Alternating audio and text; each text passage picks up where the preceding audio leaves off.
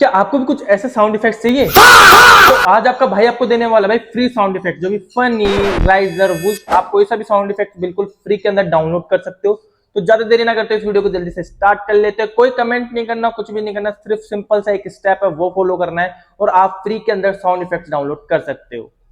Simply आपको कुछ नहीं करना। सबसे पहले आपको ओपन करना है गूगल। गूगल ओपन करने के बाद सर्च करना है आप सभी लोगों को माई instants sound effect.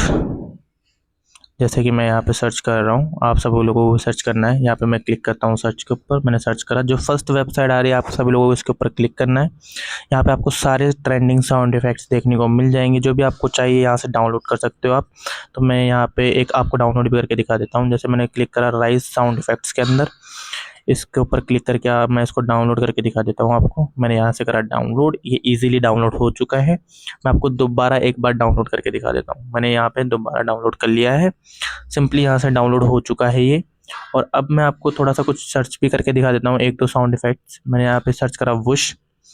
Whoosh search करते ही देखो यहाँ पे जितने भी वुश से रिलेटेड ट्रेंडिंग साउंड इफेक्ट्स है वो आ चुके हैं। यहाँ से आप डाउनलोड कर सकते हो। आप यहाँ से किसी भी प्रकार के साउंड इफेक्ट्स आराम से डाउनलोड कर सकते हो।